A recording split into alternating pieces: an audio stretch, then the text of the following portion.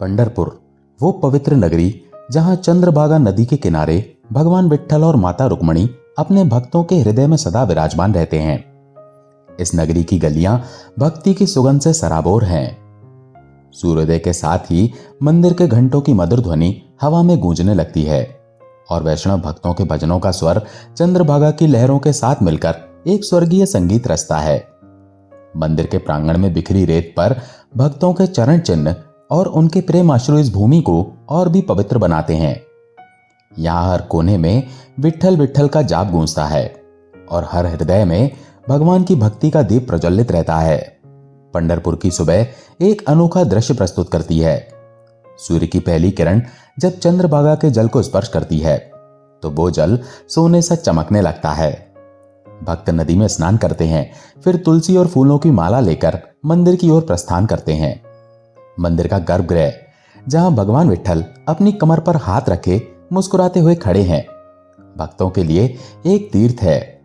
यहाँ की हवा में भक्ति का ऐसा जादू है कि जो भी यहाँ आता है उसका मन स्वतः ही प्रभु के चरणों में झुक जाता है। इसी पवित्र भूमि पर एक साधारण ब्राह्मण परिवार में जन्म हुआ श्री दामाजी पंत का। उनके पिता श्री विश्वनाथ पंत एक विद्वान और धर्मनिष्ठ व्यक्ति थे। वे गीता, भागवत और पुराणों का गहन अध्ययन करते थे। उनकी माता सावित्री बाई एक ऐसी स्त्री थीं जिनका जीवन भगवान विट्ठल की सेवा में समर्पित था। सावित्री बाई प्रतिदिन सूर्योदय से पहले उठकर चंद्रभागा नदी में स्नान करती, फिर मंदिर जाकर भगवान विट्ठल को भाव से प्रणाम करती और तुलसी दल अर्पित करती। दामाजी का बचपन इस भक्तिमय वातावरण में बीता। वे छोटी उम्र में ही अपने माता पिता के साथ मंदिर जाया करते। मंदिर के प्रांगण में बैठकर जब वे भगवान विट्ठल की मूर्ति को निहारते, उनके मन में एक अजीब सी शांति और प्रेम का संचार होता।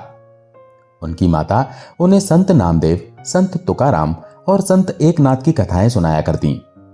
इन कथाओं में भक्तों की भगवान के प्रति अटूट निष्ठा और समर्पण की बातें दामाजी के बाल मन पर गहरा प्रभाव डालती।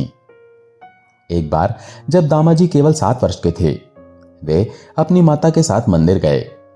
वहां एक वृद्ध वैष्णव भक्त भजन गा रहे थे। भजन की पंक्तियां थीं, विट्ठल विट्ठल तुम मेरे प्राणनाथ, मेरे हृदय के स्वामी।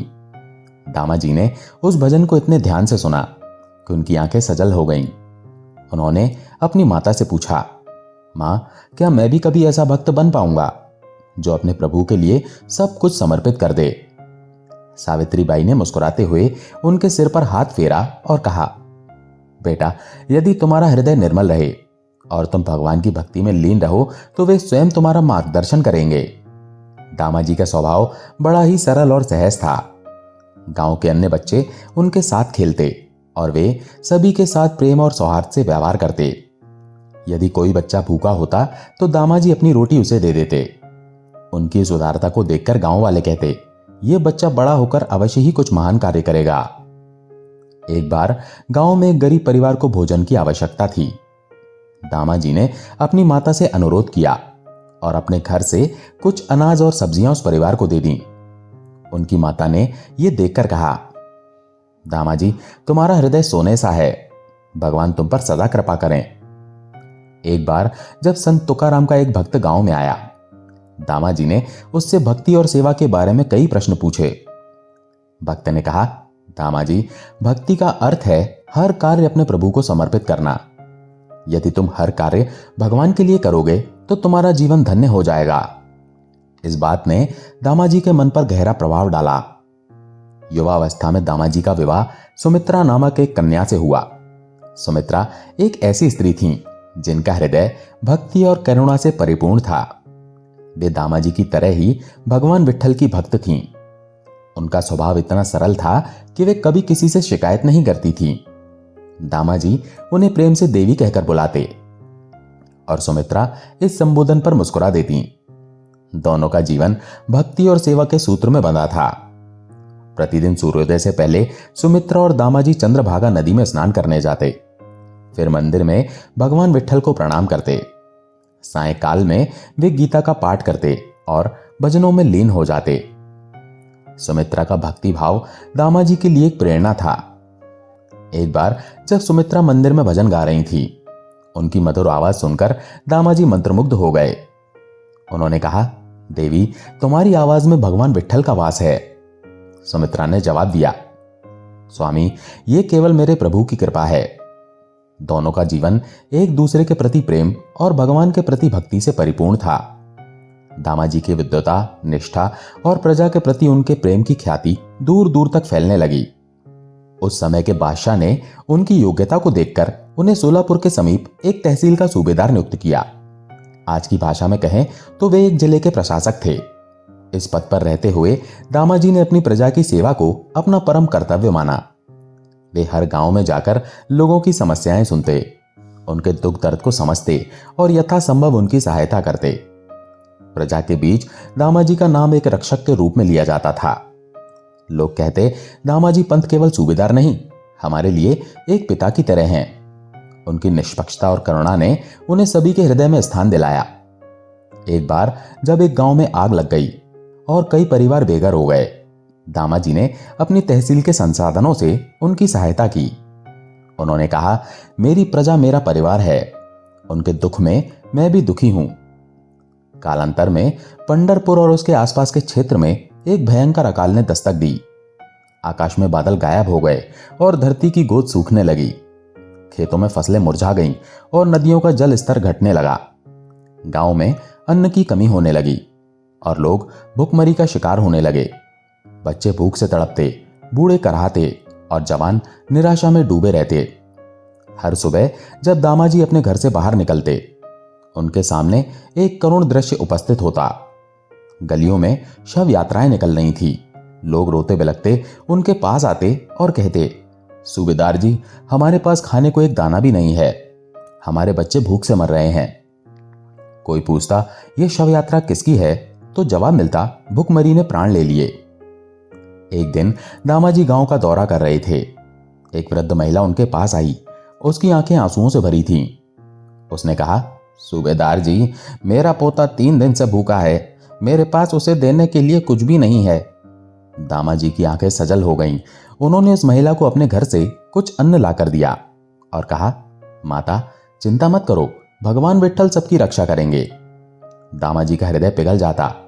वे सोचते, मैं इस तहसील का रक्षक हूं, मेरी प्रजा इस तरह तड़प रही है और मैं चुपचाप देखता रहूं, यह तो मेरे धर्म के विरुद्ध है। रात रात भर वे जागते, प्रजा की पीड़ा को अपने हृदय में महसूस करते।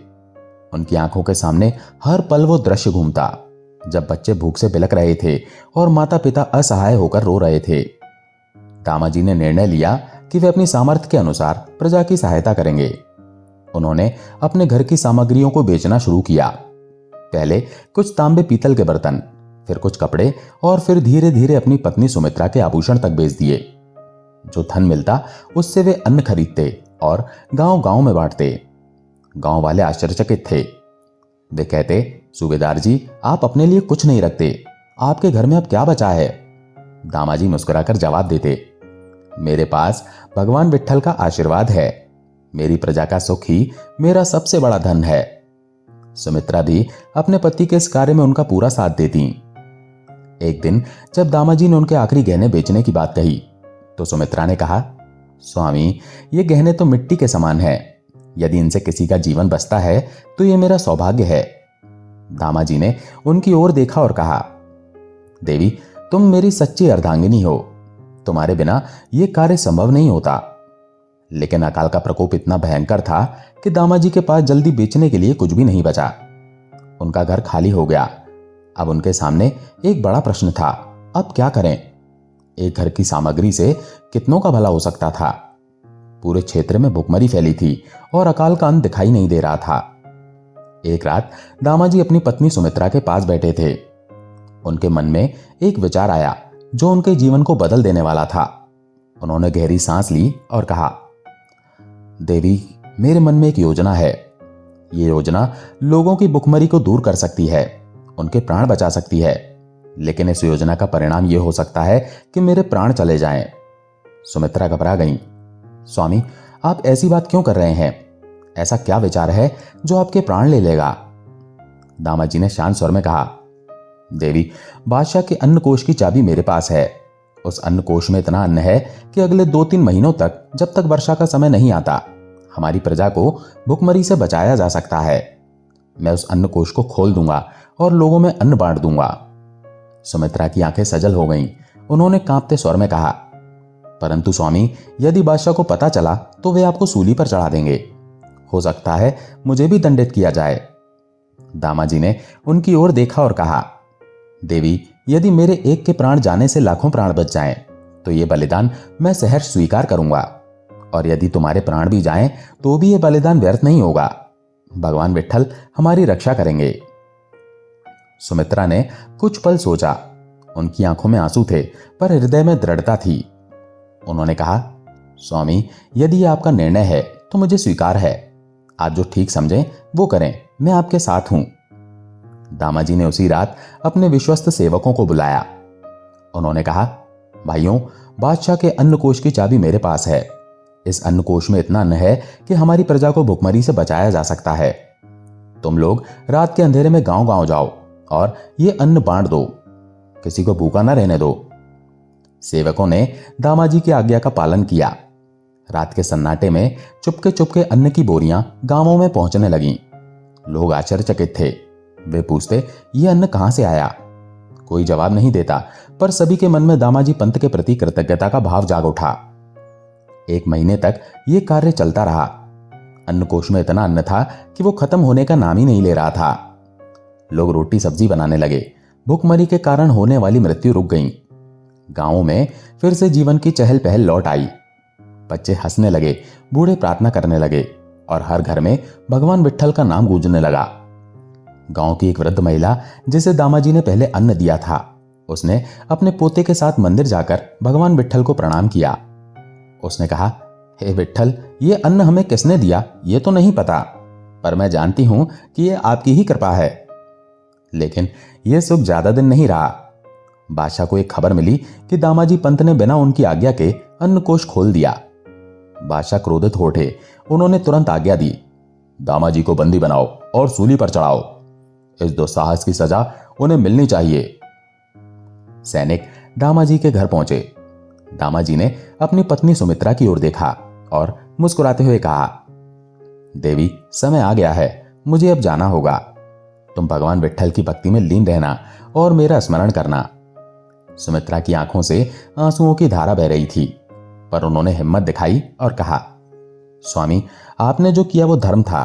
भगवान आपके साथ हैं। सैनिकों ने दामाजी के हाथों में हथकड़ियां और पैरों में बेड़ियां डाल दी। उन्हें सूली की ओर ले जाया जाने लगा। रास्ते में पंढरपुर का मंदिर आया। दामाजी की आंखें सजल हो गईं। उन्होंने सेनापति से विनती की, मुझे मेरे इष्ट भगवान पंढरीनाथ के दर्शन करने दो, ये मेरी अंतिम इच्छा है। सेनापति, जो दामाजी की भक्ति और निष्ठा से परिचित था, उसने उनकी विनती को स्वीकार कर लिया। दामाजी को मंदिर के सामने ले जाया गया। वहां भगवान विट्ठल की मूर्ति के सामने खड़े होकर दामाजी ने सजल नेत्रों से प्रार्थना की, हे विट्ठल, हे पंढरीनाथ, मैंने अपने लिए कुछ नहीं किया। मैंने केवल आपकी प्रजा की सेवा की। यदि मैंने अपराध किया तो मुझे दंड दो, पर मुझ पर अपनी कृपा बनाए रखना। मुझे अपने चरणों से दूर नहीं करना। उनके प्रेम और भक्ति ने मंदिर के वातावरण को और भी पवित्र कर दिया। वहां उपस्थित लोग उनके समर्पण को देखकर भावुक हो उठे। उसी समय भगवान विट्ठल ने अपने भक्त की पुकार सुन ली। उन्होंने एक नन्हे बालक का रूप धारण किया। सुंदर कटाक्ष नेत्र, मनमोहक मुस्कान और नटखट चाल के साथ वे बादशाह की सभा में पहुंचे। द्वारपालों ने उन्हें रोकना चाहा, पर उनकी एक तिरछी नजर ने द्वारपालों को मंत्रमुग्ध कर दिया। वे बोले, जाओ, भीतर जाओ। बादशाह की सभा में ठाकुर जी पहुंचे। बादशाह उनकी चाल ढाल और रूप देखकर आश्चर्यचकित था। उन्होंने पूछा, तुम कौन हो? ठाकुर जी ने मधुर स्वर में कहा, मुझे लोग प्यार से विठोबा बुलाते हैं। मैं श्री दामाजी पंत का सेवक हूं। मेरे पास उनका बहुत सा धन था जो मैंने उनके कहने पर रखा था। आज मुझे पता चला कि आप उन्हें सूली पर चढ़ाने वाले हैं, क्योंकि उन्होंने आपके अन्न कोष का उपयोग किया। मैं वो धन चुकाने आया हूं। बादशाह हंसे, तुम्हारे स्वामी ने इतना अन्न लिया है कि उसे कोई सेठ भी नहीं चुका सकता। तुम कहां से लाए हो इतना धन? ठाकुर जी ने अपनी छोटी सी पोटली खोली। जैसे ही उन्होंने पोटली खोली, उसमें से सोने चांदी के सिक्के निकलने लगे। सिक्कों का ढेर इतना बड़ा हो गया कि वो मेरू पर्वत की तरह बादशाह के सामने खड़ा हो गया। सभा में उपस्थित सभी लोग आश्चर्यचकित रह गए। बादशाह ने कहा, बस बस, ये धन तो हमारे अन्नकोष से भी अधिक है। तुम्हारा यह झोला चमत्कारी है। ठाकुर जी ने मुस्कुराते हुए कहा, ये मेरे स्वामी श्री दामाजी पंत की कृपा है। अब कृपया उन्हें मुक्त कर दीजिए। बादशाह ने तुरंत एक पत्र लिखवाया जिसमें कहा गया कि दामाजी पंत ने सारा धन चुका दिया है और उनकी सजा माफ की जाती है। पत्र पर हस्ताक्षर और मोहर लगाई गई। ठाकुर जी वो पत्र लेकर चले गए। उसी दिन दामाजी पंत अपनी अंतिम प्रार्थना के लिए गीता का पाठ कर रहे थे। जैसे ही उन्होंने गीता खोली, उसमें उन्हें वो पत्र मिला। पत्र पढ़कर वे आश्चर्यचकित हो गए। तभी सैनिक आए और बोले, सूबेदार जी, आपकी सजा माफ हो गई है। आपका सेवक बादशाह के पास गया था और उसने सारा धन चुका दिया। दामाजी समझ गए कि ये कोई साधारण सेवक नहीं था, ये उनके प्रिय पंडरीनाथ का चमत्कार था। वे दौड़कर मंदिर पहुंचे और भगवान विट्ठल के चरणों में लौट गए। उनकी आंखों से अश्रुधारा बह रही थी। इधर बादशाह को ठाकुर जी के दर्शन के बाद से कुछ भी अच्छा नहीं लग रहा था। वो बार बार उस नन्हे बालक की बातें याद करता। उसने दामाजी को बुलवाया और कहा, मुझे अपने उस सेवक से मिलवाओ। दामाजी मुस्कुराए और बोले, महाराज, वो कोई साधारण सेवक नहीं था, वो मेरे ठाकुर जी, मेरे पंडरीनाथ थे। बादशाह आश्चर्यचकित रह गया। उसने दामाजी को गले लगाया और कहा, आप धन्य हैं जिनके लिए भगवान स्वयं आए। बादशाह का हृदय भी परिवर्तित हो गया।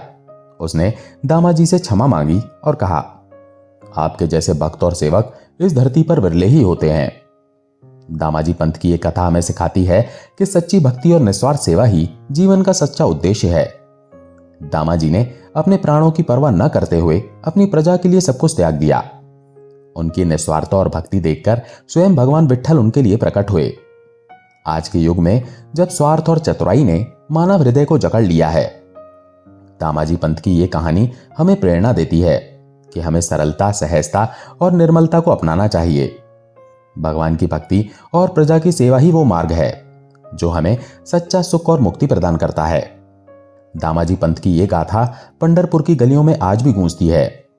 हर वैष्णव भक्त जब भगवान विट्ठल के दर्शन करने मंदिर जाता है, दामाजी की भक्ति और बलिदान को याद करता है। उनकी कहानी हमें सिखाती है कि सच्चा भक्त वही है जो अपने प्रभु और उनकी प्रजा के लिए सब कुछ समर्पित कर दे। दोस्तों, आशा है ये कहानी आपको पसंद आई होगी। अगर पसंद आई हो तो वीडियो को लाइक करके कमेंट में जय श्री कृष्णा जरूर लिखें। चैनल पर अगर पहली बार आए हैं तो चैनल को सब्सक्राइब जरूर करें। जय श्री कृष्णा।